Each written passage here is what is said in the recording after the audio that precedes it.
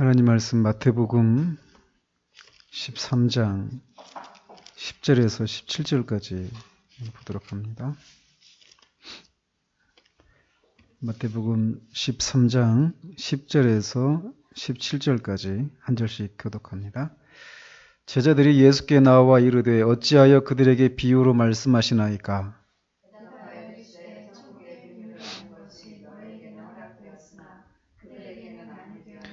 무릇 있는 자는 받아 넉넉하게 되되 없는 자는 그 있는 것도 빼앗기리라. 그러므로 내가 그들에게 비유로 말하는 것은 그들이 보아도 보지 못하며 들어도 듣지 못하며 깨닫지 못하느니라. 이사야의 예언이 그들에게 이루어졌으니 일렀으되 너희가 듣기는 들어도 깨닫지 못할 것이요 보기는 보아도 알지 못하리라. 이 백성들의 마음이 완악하여져서 그들은 듣기에 둔하고 눈은 감았으니 이는 눈으로 보고 귀로 듣고 마음으로 깨달아 일으켜 내게 기침을 받을까 두려워하느라 하였느니라. 그러나 너희 눈은 봄으로 너희 귀는 들음으로 복이 있도다. 내가 진실로 너희에게 이르노니 많은 선지자와 의인이 너희가 보는 것들을 보고자 하여도 보지 못하였고 너희가 듣는 것들을 듣고자 하여도 듣지 못하였느니라. 아멘.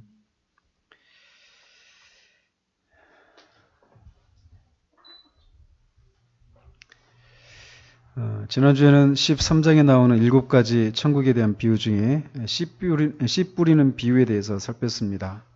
그 비유의 핵심은 말씀을 들은 씨를 뿌리는 목적은 열매를 거두기 위함이잖아요.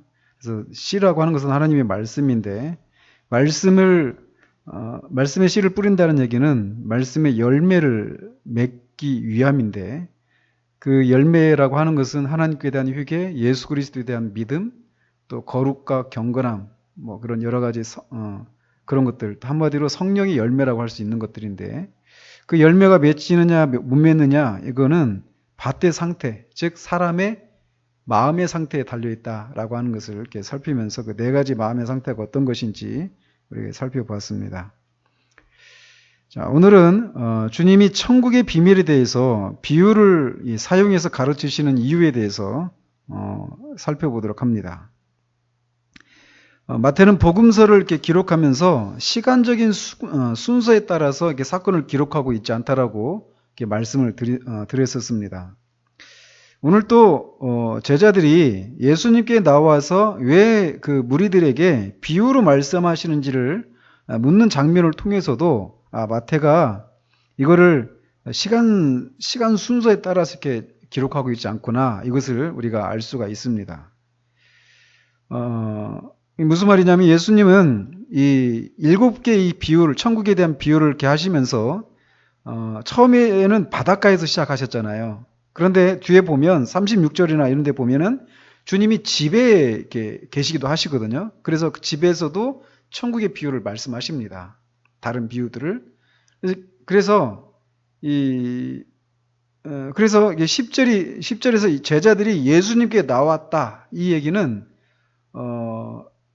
많은 큰 무리는 떠나갔어요. 바닷가에 있을 때. 그리고 예수님이 집으로 돌아왔을 때 12제자를 포함해서 마가나 이런 다른 누가가 기록하고 있는 거 보면 12제자만 온 것이 아니라 소수의 그 남은 사람들이 예수님께로 또 쫓아왔습니다. 집에까지. 그렇게 와서 이 씨 뿌리는 비유가 무엇인가도 이렇게 묻고 또 왜 이렇게 비유로 하시는지 이 이유도 묻습니다. 그런 걸 봐서 이게 우리가 지난주에는 씨 뿌리는 비유 이렇게 주님이 말씀하시고 나서 해석까지도 같이 했잖아요. 근데 사실은 시간상의 그런 차이가 있다라는 겁니다. 어쨌든 이렇게 주님이 바닷가에서 이 씨 뿌리는 비유를 말씀하시고 집으로 돌아오셔서 있을 때 제자들이 이렇게 와서 왜 비유로 말씀하셨는지를 이렇게 물으시고 내가 말한 것이 무엇인가를 이제 말씀해 주시는 거예요. 해석을 해 주시는 거예요. 근데 우리는 지난주에 먼저 해석을 먼저 이렇게 같이 살펴봤습니다. 제자들은 예수님이 집에 들어오셨을 때 왜 무리들에게 비유로 말씀하셨는지를 묻습니다. 그거는 예수님이 비유로 말씀하시는 것을 이들이 처음 들었거나 아니면 비유 자체를 전에는 접해보지 못했기 때문에 이런 질문을 한 거 아닙니다. 비유라고 하는 것이 저런 거구나.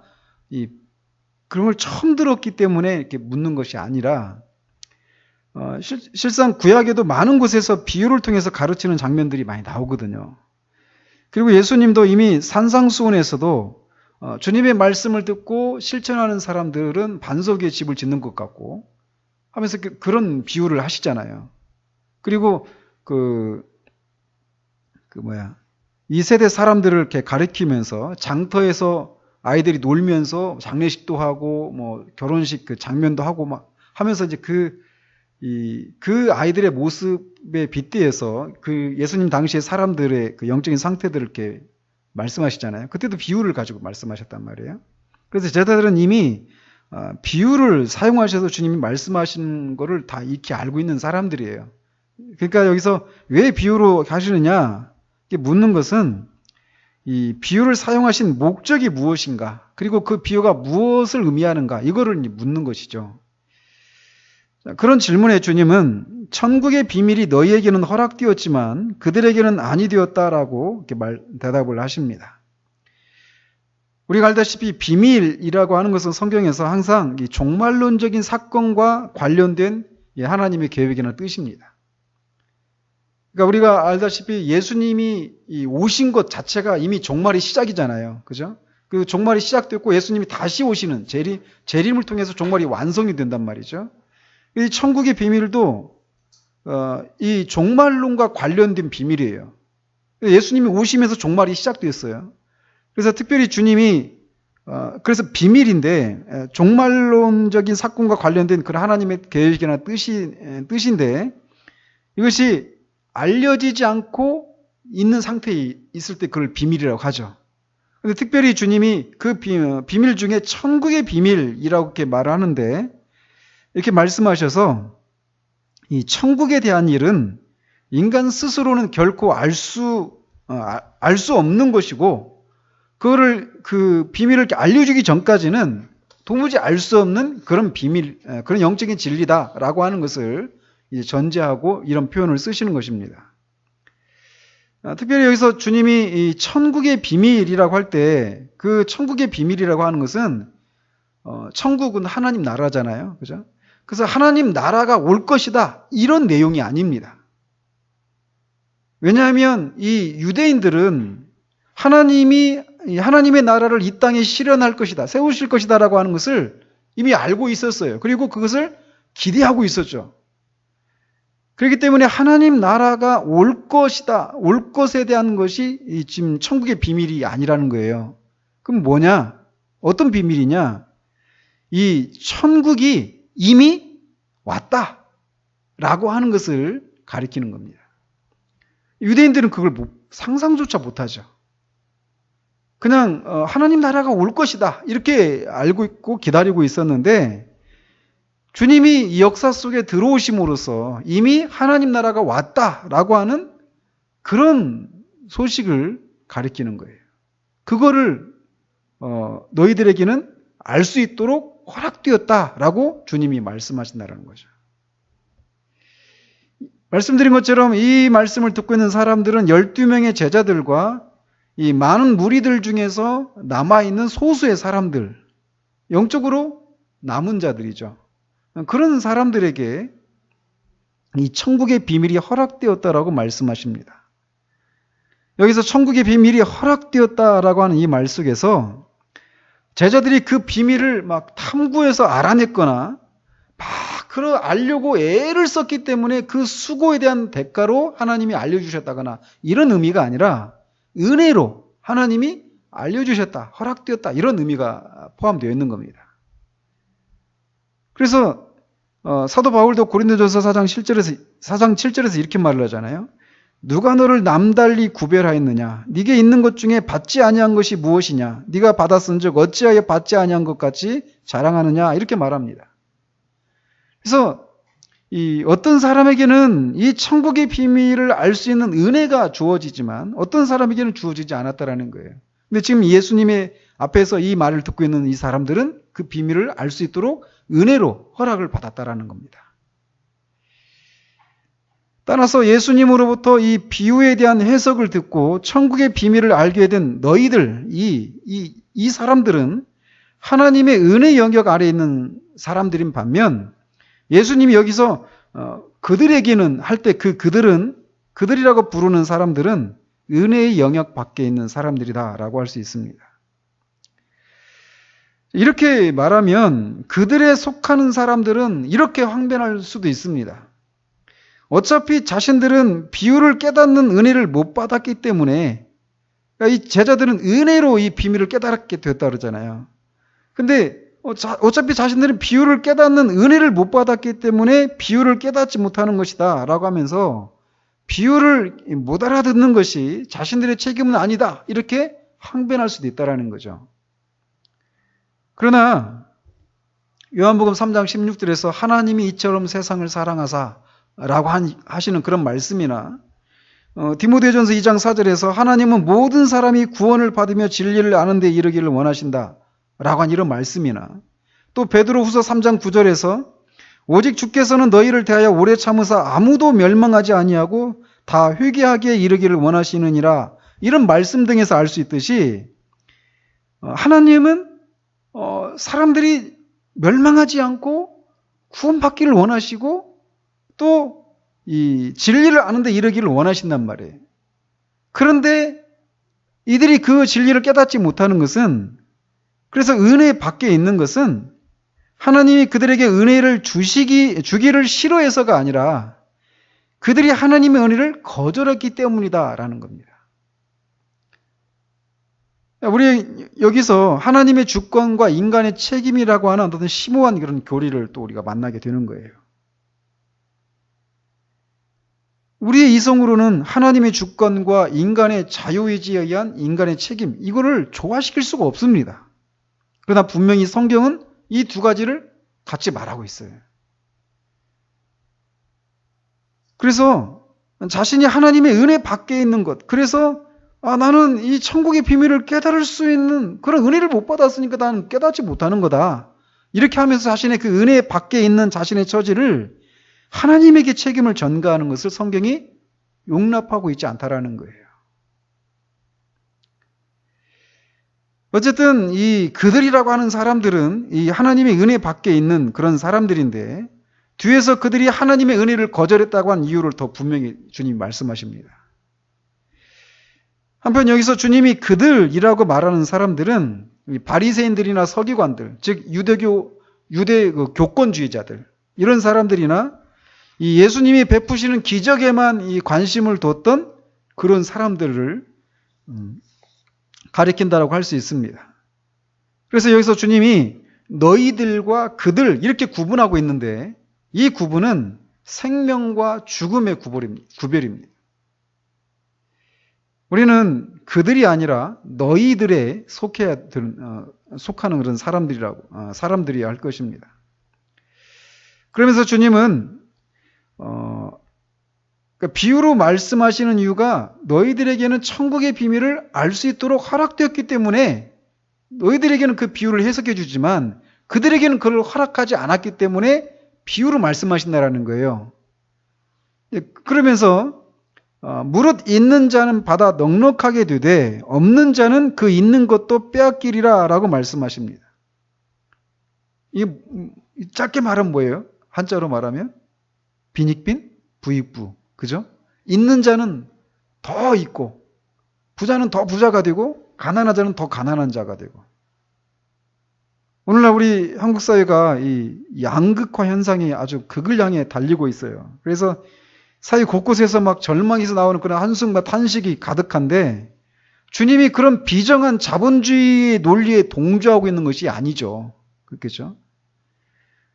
주님은 이런 물질계에 객관적으로 나타나고 있는 현상을 있는 그대로 말씀하심으로써 영적인 차원에서도 진리를 깨달은 자는 더욱더 깨닫게 되고, 그래서 더 풍성해지고, 또 그것을 거절한 자들은 있는 것마저 빼앗겨져서 영적으로 더 가난해진다, 이런 것을 이렇게 말씀하고 있는 것입니다.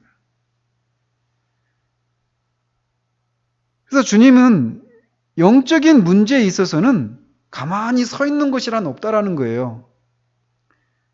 전진하든지 후퇴하든지 이거라는 겁니다. 있는 자들은 더 있게 된다라는 거고, 없는 자들은 그냥 없는 상태로, 그 가난한 상태로 가만히 있는 것이 아니라 그 있는 것마저 빼앗기게 된다라는 거예요. 그래서 사람은 잃든지 얻든지 또 전진하든지 후퇴하든지 둘 중에 하나라는 겁니다. 근데 지금 주님으로부터 너희들이라고 불리는 제자들, 물론 거기에는 이제 가룟 유다를 제외해야 되겠죠. 그 제자들은 한마디로 예수님을 영접한 사람들입니다. 그리고 또 주님은 주님이 잡히기 전에 대제사장적인 기도에서 그들을 가리켜서 이들은 아버지의 말씀을 지켰나이다라고 말씀하셔요.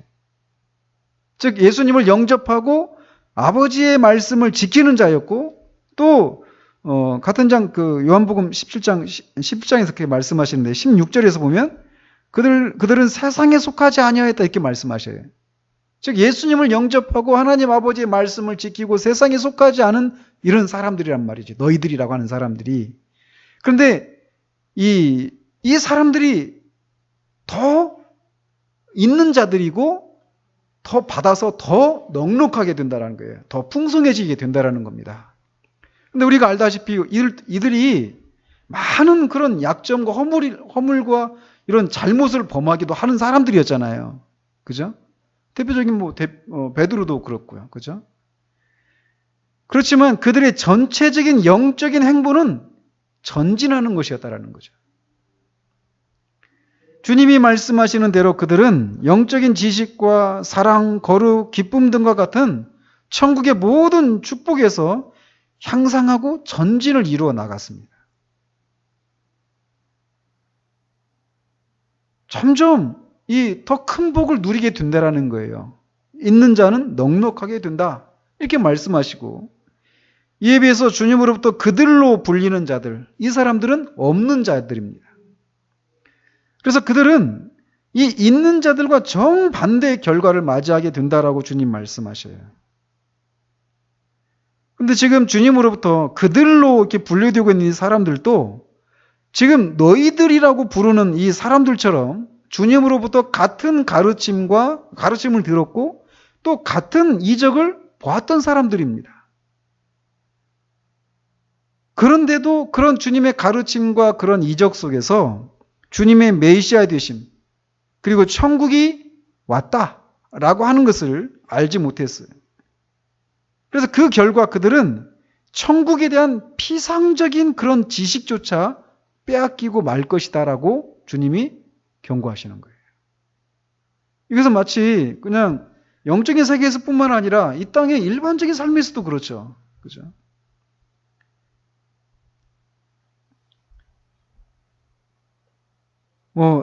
지금 여기가 이제 기타를 배운다고 하더라고요. 근데 저도 기타를 배웠었거든요. 근데 어설프게 배웠어요. 혼자. 지금 다 잊어버렸어요. 그러니까 어설프게 배운 그런 기타, 피아노, 그런 악기 연주하는 것들, 이런 것들, 이게 어설프게 배운 것은 나중에 시간이 지나면 있었던 그런 기술마저 다 없어지고 말죠. 그런 것처럼 영적인 문제에 있어서도 그렇다라는 겁니다. 그러면서 주님은 이 없는 자들은 지금 주님의 말씀을 듣고 어떤 정보는 가지고 있잖아요. 영적인 어떤 정보들을. 그죠?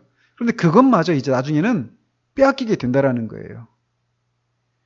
그러시면서 11절에서는 비유를 사용하는 궁극적인 원인에 대해서 말씀하시는 것에 의해서 13절에서는 현상적인 이유에 대해서 설명하십니다. 그러므로 내가 그들에게 비유로 말하는 것은 그들이 보아도 보지 못하고 들어도 듣지 못하며 깨닫지 못함이니라, 이렇게 말씀하셔요.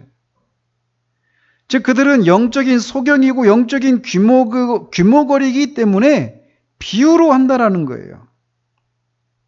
그들은 분명히 눈으로 기적을 보고 귀로 주님의 가르침을 들었지만 그것이 무엇을 의미하는지, 또 그것들을 통해서 자신들에게 무엇을 말하는 것인지를 깨닫지를 못했습니다.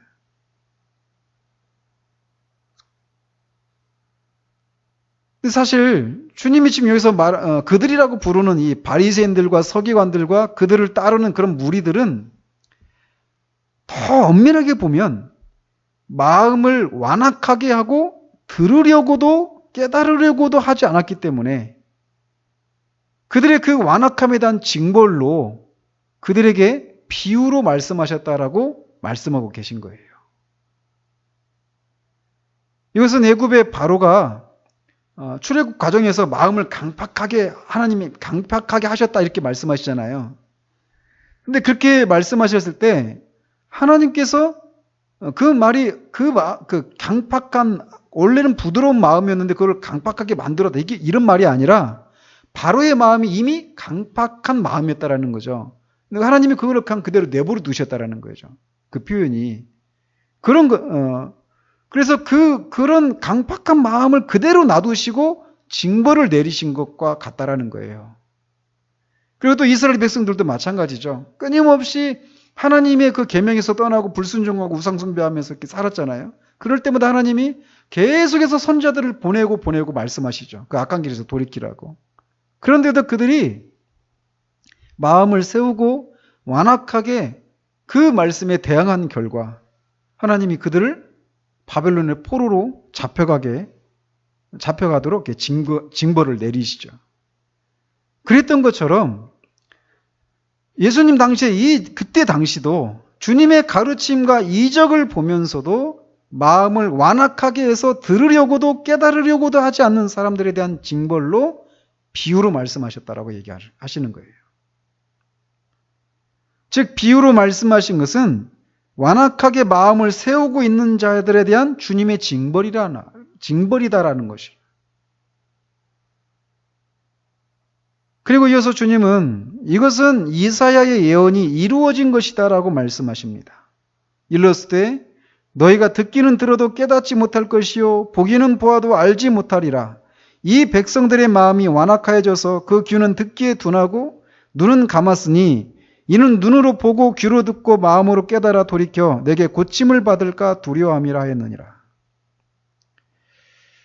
주님은 이사야의 예언이 이루어진 것이다 이렇게 말씀하시는데 사실 엄밀하게 말하면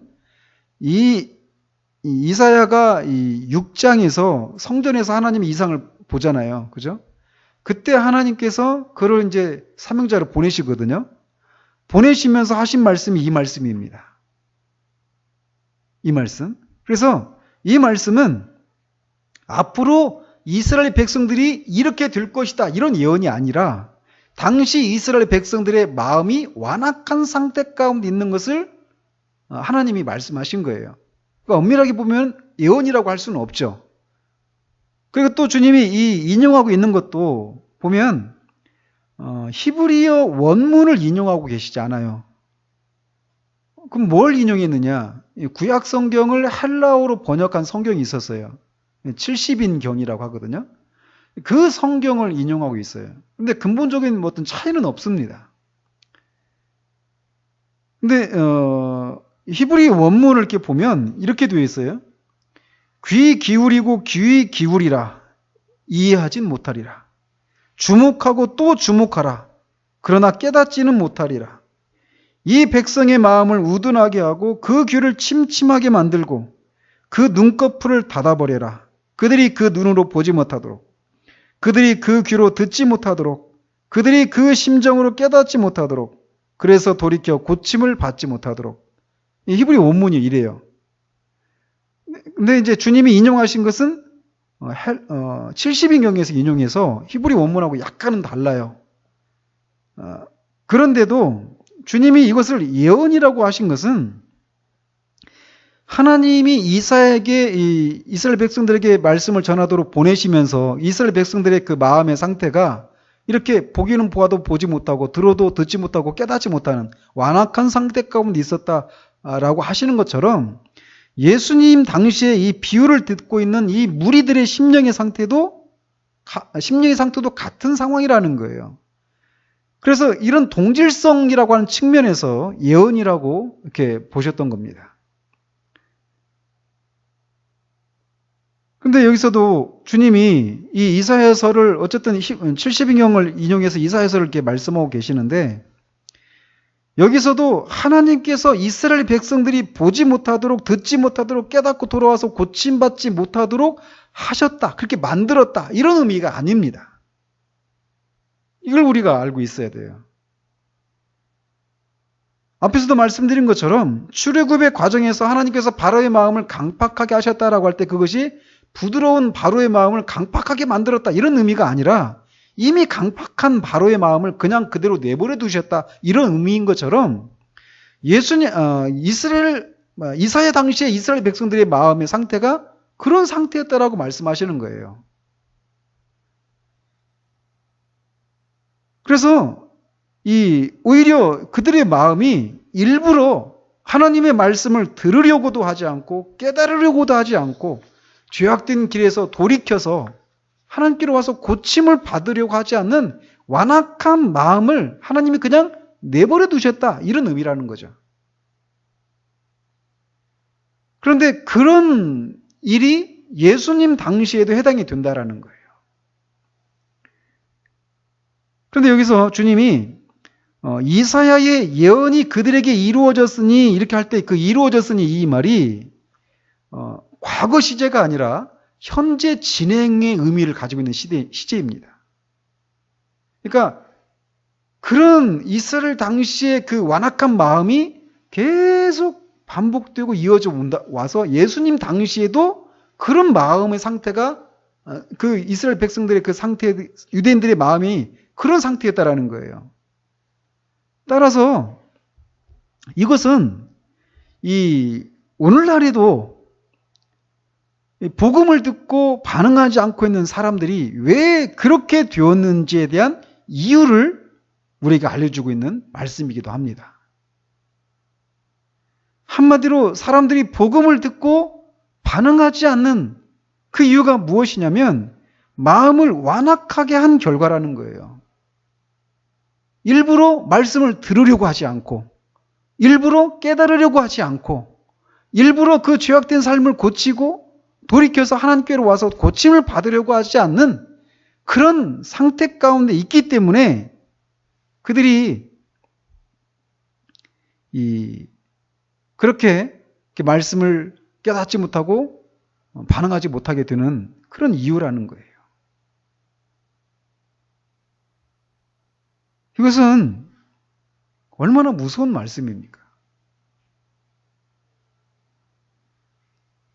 그런 상태 가운데 있는 사람들은 내가 깨달으려고 하지만 말씀이 너무 어려워서 내가 깨달을 수 없고, 들으려고 하지만 무슨 얘기를 하는지를 들을 수가 없고, 그러니까 내가 그런 영적인 변화가 없다, 이렇게 핑계한단 말이에요. 그래서 조금 더 말씀이 쉽다면, 또는 어떤 그런 외적인 그런 것들이 어떤 내가 은혜를 받을 수 있는 마음의 변화가 일어날 수 있는 어떤 외적인 조건들이 주어진다면 나도 그런 변화가 있을 것이다, 이렇게 생각하는데, 주님의 판단은 그들이 그런 상태에 머물러 있는 것은 외부의 요인이 아니라 그들의 마음이 완악하기 때문이다라고 말씀하시는 거예요. 그래서 그 완악한 마음의 상태대로 그냥 내버려 두신다라는 거죠. 그런 이스라엘 백성들, 예수님 당시에 그 큰 무리들에 해당되었던 그 사람들의 마음의 상태가 그랬기 때문에 예수님이 그냥 그대로 내버려 두셨다라는 거예요. 그래서 그들이 알아볼 수 없는 비유를 하셨다라는 거예요. 그러니까 징벌이라는 거죠. 비유를 하셨다라고 하는 것이 그들에게는 징벌인 거예요. 마치 사도가 그렇잖아요. 사도 바울이 그리스도의 그 복음이 누군가에게는 사망의 향기가 되고 누군가에게는 생명의 향기가 되는 것처럼, 그죠?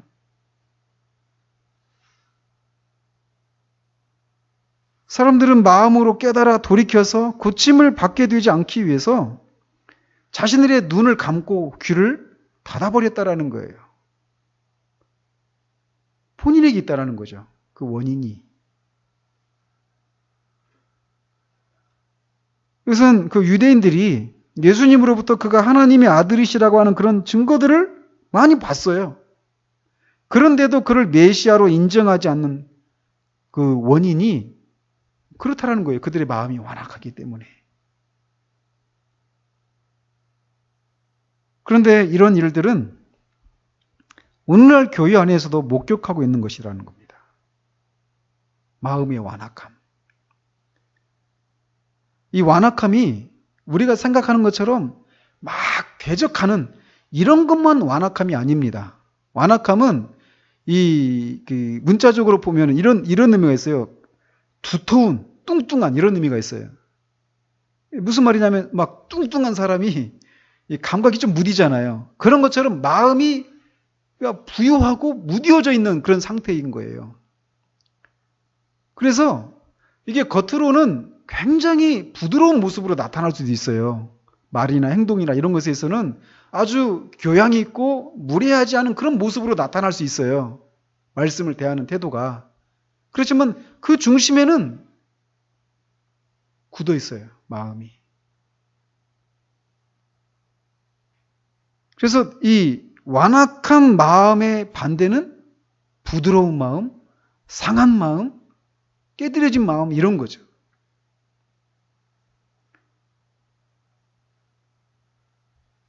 그래서 말씀의 망치에 의해서 깨뜨려진 심령, 그래서 하나님의 말씀을 듣고 두려워 떠는 심령, 스스로는 구원에 이를 수 없다라고 하는 것을 깨닫고 구원이 자신 밖에 있음을 알고 하나님의 은혜를 절대적으로 구하는 가난한 심령, 하나님의 처분에만 자신을 맡기겠다라고 하는 온유한 마음, 이게 상한 심령이거든요.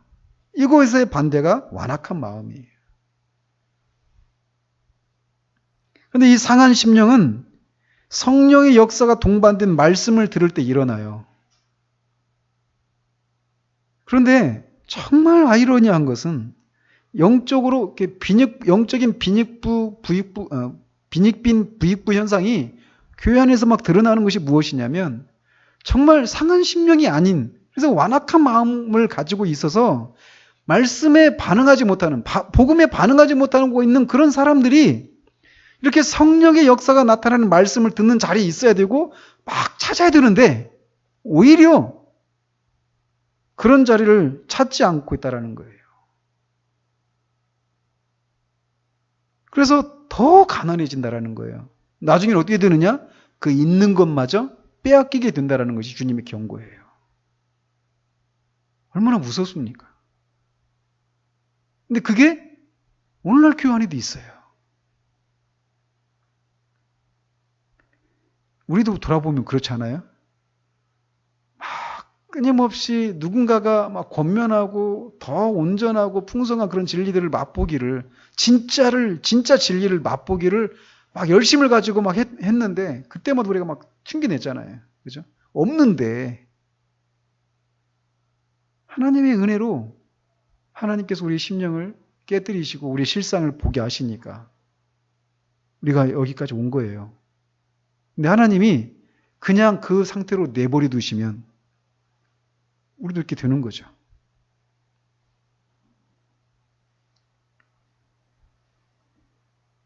그래서 있는 자는 더 풍성해지고 없는 자는 그 있는 것마저 빼앗기게 된다라고 하는 이 주님의 말씀이 진리라고 하는 것을 오늘날 교회 안에서 우리는 많이 보고 있어요. 그런데 이 바리새인들과 서기관들 그리고 그들을 따르는 많은 무리들이 그런 상태 가운데 있었다라는 거예요. 그렇기 때문에 그 완악함에 대한 징벌로 비유로 말씀하셨다고 말씀하셔요. 그러나 이에 비해서 지금 주님 앞에 있는 이 제자들, 12명의 제자들과 또 이 큰 무리 가운데 있었던 소수의 그 무리들, 이 사람들은 복된 자들이었습니다. 16절에서 그러나 너희 눈은 봄으로 너희 귀는 들음으로 복이 있도다. 이들은 단순히 그냥 눈으로 보고 귀로 듣고 있는 이런 육체적인 행동을 하고 있기 때문에 복이 있는 것이 아니라 그들이 보고 듣고 있는 그 사건의 의미를 탐구하고 받아들이려고 하는 그런 영적인 그런 이 의지를 가지고 보고 듣기에 복이 있는 것입니다. 그리고 그런 의지를 가지고 보고 들은 결과 천국의 비밀을 깨달았기 때문에 그들이 복이 있는 자들이에요. 나중에 51절에 보면 이 모든 비유를 말씀하시고 이 모든 것을 깨달았느냐 이렇게 물으니까 제자들이 그러하오이다 이렇게 대답하거든요. 그들이 이렇게 이런 완악함을 가지고 막 듣지 않으려고 하고 깨닫지 않으려고 하고 이런 완악한 마음이 아니라 듣고 깨달으려고 하는 그런 마음을 가지고 그 결과 깨달았을 때 천국의 비밀을 깨달은 결과 그들은 복된 사람들이 되었던 것이죠. 앞에서도 잠시 언급한 대로 구약의 하나님의 백성들은 하나님의 나라가 올 것이라고 하는 것을 알고 기다려왔어요. 근데 그것에 비해서 이들은 천국이 이미 예수님의 성육신과 함께 이 역사 속으로 들어왔고 귀신이 쫓겨나고 병든 자가 고침을 받는 그런 현상들은 천국이 이미 시작되었다라고 하는 것을 의미한다라고 하는 것을 깨달았어요. 그걸 받아들였어요. 나중에 이제 그 뒤에서 예수님이 천국의 특징에 대해서 얘기하시거든요. 더 추가적으로. 그때도 말씀드리겠지만 이렇게 천국이 하나님의 나라가 시작이 되었지만 이게 그냥 한꺼번에 나라가 완전히 임하는 이런 것이 아니라 처음의 시작은 아주 미미하다라는 거예요. 마치 과부의 그 섬알 밀가루 속에 들어있는 그 누룩처럼 아주 작은 부분이죠. 또 아주 작은 겨자씨. 근데 이게 시간이 지나면 커지고 그 섬알 밀가루를 다 부풀려 버리는 것처럼 하나님 나라는 그렇게 점점 확장되어져 가고 권세를 더 입게 된다라는 거죠. 그에 비해서 사탄의 왕국은 점점 반대로 점령되어져 가는 거죠. 그것을 그들이 깨달은 거예요. 그리고 이 하나님 나라의 왕이 메시아이시고 그리스도인데 바로 이분이 예수님이 바로 그리스도라고 하는 것을 하나님 나라의 왕 메시아라고 하는 사실을 깨달은 거예요. 그래서 그들이 복된 자들이라고 말씀하시는 거예요. 근데 그들이 누리는 이런 복이 얼마나 큰 것인지를 17절에서 이렇게 말씀하십니다. 내가 진실로 너희에게 이르노니 많은 선지자와 의인이 너희가 보는 것들을 보고자 하여도 보지 못하였고 너희가 듣는 것들을 듣고자 하여도 듣지 못하였느니라 라고 하십니다. 구약의 많은 선지자들과 의인들은 오실 메시아에 대한 약속을 간절히 보기를 소망했지만 결국 보지 못했어요. 눈으로. 그래서 히브리서 기자는 11장 39절에서 이 사람들은 다 믿음으로 말미암아 증거를 받았으나 약속된 것을 받지 못했다라고 말합니다. 그들은 하나님의 나라가 올 것이다. 메시아가 올 것이다. 하나님 나라의 왕이 올 것이다. 사탄을 멸망시키고 하나님 나라가 건설될 것이다. 이거를 믿었어요. 기다렸습니다. 그리고 자신의 삶 가운데 자신이 그 역사 속에서 그 계시의 일정 부분 받은 그 계시의 분량만큼 그들의 삶을 이렇게 소망하면서 살다가 이렇게 갔어요. 그런데 결국은 그것이 성취되는 것을 못 보고 갔죠. 누구도 성육신하신 그리스도를 보지 못했습니다. 누구도 예수님의 이적을 보거나 가르침을 듣지 못했어요. 그들은 다만 더 좋은 것을 바라고 믿음을 따라 죽었죠. 그러나 이제 제자들은 그 구약의 많은 선지자들과 의인들이 그토록 기다리던 그 메시아를 보고 있는 거예요. 그리고 그 하나님 나라의 왕이신 그리스도가 이 땅에 오심으로 시작된 하나님 나라를 보고 있는 겁니다. 이게 얼마나 놀라운 일입니까?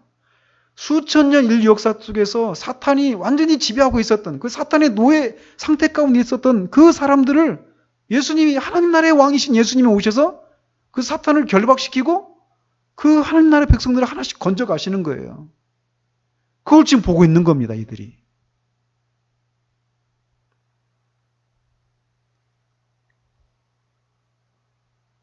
우리도 마찬가지 복을 누리고 있죠. 근데 우리가 누리는 것이 주님이 말씀하신 것처럼 구약의 선지자와 의인들보다 더 큰 복을 누리고 있는 거예요, 우리가. 그들은 오실 메시아를 봤지만 우리는 오신 메시아를 믿는 자들이잖아요. 만난 사람들이잖아요. 그렇다고 해서 우리가 그들보다 더 뛰어나냐? 이건 아니에요. 계시의 빛을 더 많이 가지고 있다는 얘기는 우리가 그들보다 더 크게 감사해야 될 감사해야 되고 더 큰 책임이 있는 거죠. 그래서 주님이 더 많이 맡은 자에게는 더 많이 요구하신다고 그러잖아요. 그죠? 그러니까 우리가 이들보다 난 구약의 선지자들보다 더 많은 그런 복을 누리고 있어. 이게 아니라 이것을 통해서 우리가 얼마나 그들보다 더 감사해야 되고 그들보다 얼마나 더 많은 그런 책임 있는 삶을 살아야 되는가를 또 깨달아야 되겠죠.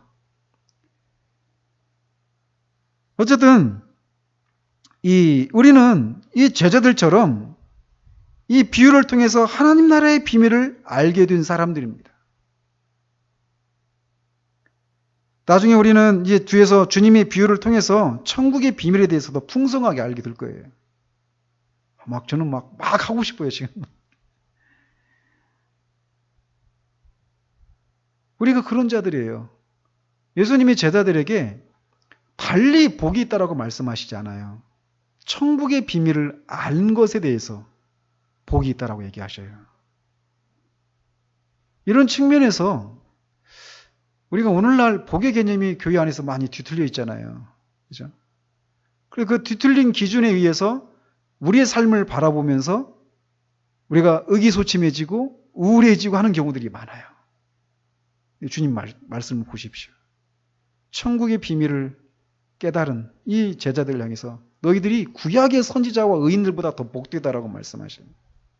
그 얘기가 우리에게도 해당이 되지 않겠어요? 그런 시각으로 우리의 삶을 볼 수 있어야 돼요. 우리를. 그런데 앞에서도 언급한 대로 이런 천국의 비밀을 깨달은 사람들은 복된 자들이라고 하고 있는데 그들은 왜 더 복된 자들이라고 하느냐면 그들은 받아서 더 넉넉하게 된다라고 하는 것에서도 복됨이 있다라는 거예요. 즉 영적으로 진전이 있다라는 겁니다. 그러니까 우리가 처음 구원의 은혜를 막 천국의 백성이 되어지는 그 과정 속에 막 그런 많은 깨달음들이 막 있잖아요. 그죠? 그래서 많은 영적인 지식과 그런 기쁨을 누리기도 하고 천국의 그런 기쁨을 그 천국의 그 복을 우리가 이 땅에서도 막 맛보잖아요. 조금씩이라도. 그죠? 완전한 건 아니지만. 근데 이런 것에 있어서 그냥 한번 맛보았어 이게 아니라 계속 더 넉넉하게 된다라는 거예요. 영적으로 진전이 있다라는 겁니다. 우리가 받은 것은 겨자씨만한 것일 수도 있어요. 근데 이게 잘하는 거예요. 그런 특징이 있다라는 겁니다. 그런 면에서 복이 있다라는 거예요. 그런 면에서 우리들에게 이 영적인 문제에 있어서 그런 진보를 이루고 있는가를 우리가 이렇게 좀 살펴볼 필요가 있다라는 겁니다. 주님의 표현대로 우리가 있는 자인가라는 거예요. 있는 자여서 천국의 비밀을 깨닫고 그 있는 자여서 더 넉넉하게 되고 있는 그 현실이 우리 가운데 있는가라는 거예요. 그래서 처음 믿었을 때보다 영적인 지식이 있어서나 거룩이나 기쁨과 같은 것에 있어서 진보를 이루고 있는가 우리를 돌아봐야 한다는 거죠. 그런데 우리가 진보를 이루고 있다고 하는 것은 어떻게 확인할 수 있느냐면 우리와 같이 출발선상에 있었던 사람들이 망망대해 별도 안 보이는 그 깜깜한 망망대해에 배가 막 지나갈 때 자기가 옛날 같은 경우에 지금이야 항법장치가 다 집회에서 그 항법장이 다 있으니까 어디 있는지 위치가 다 확인되겠지만 그런 것이 없는 시대에 망망대해 빛도 없는 그 속에서 별빛도 없는 그 속에서 배가 혼자 갈 때는 내가 어디 있는지를 알 수가 없습니다. 그죠? 얼마나 왔는지 알 수가 없어요. 그런데 그런 속에서도 내가 어느 정도 왔는가를 알 수 있는 방식은 같이 항구에서 출발했던 배가 저 뒤에 있는 것을 확인할 때 내가 멀리 왔구나 이걸 확인할 수 있는 거예요. 또 반대로 그 뒤에 있는 배가 멀리 앞에 가 있는 내가 타고 있는 배를 확인하면서 놀라는 모습을 볼 때 내가 멀리 왔구나 이걸 확인할 수 있는 거예요. 그런 것처럼 우리가 처음 출발할 때 그때 우리 모습과 우리 자신의 모습을 비교하는 것을 통해서 우리가 영적인 진보가 있는가 없는가를 확인할 수 있어요. 근데 또 동시에 같이 영적인 선상에서 같이 출발했던 사람들이 저 뒤에서 물장구를 치고 놀고 있는데 우리가 거기 그 시냇가 그 물장구를 치는 그런 수준에서 넘어서서 망망대해로 가고 있는 그런 모습을 볼 때도 우리가 진보했구나, 전진을 이루고 있구나 이것을 확인할 수 있어요. 어쨌거나 뒤에서도 이제 살펴보겠지만 하나님 나라는요, 그게 드러나게 되었습니다. 선물 밀가루 속에 누룩이 들어있잖아요. 들어있는지 안 들어있는지 어떻게 알아요? 부풀려지는 것을 통해서 알 수 있죠. 겨자씨, 아주 그 나무, 그 겨자나무 씨가 아주 작대요. 실제로 한번 봤는데 진짜 작아요. 근데 그 씨가 그 땅 속에서 심겨졌는데 그게 살아있는지 안 살아있는지 알 수 있어요, 없어요? 나중에 결국은 알 수 있죠. 싹이 나오고 나무가 자라는, 새들이 깃드는 이런 장면들. 하나님 나라 전체 이 개념도 그런 개념이지만, 진보하는 그런 개념이 있지만, 그 안에 있는 우리 한 사람 한 사람의 영적인 상황도 그런 모습이 우리 가운데 있어야 된다는 거예요. 그런 면에서 우리를 돌아보십시다. 주님이 있는 자는 더 받아서 넉넉하게 된다라고 하는 이 현실이 우리 가운데 있는지, 그리고 이것이 우리 가운데 더 넉넉해지기를 구하면서 정말 하나님 나라라고 하는 이 현실을 우리의 삶을 통해서 증거하고 드러낼 수 있는 그런 우리들이기를 바랍니다. 기도하겠습니다.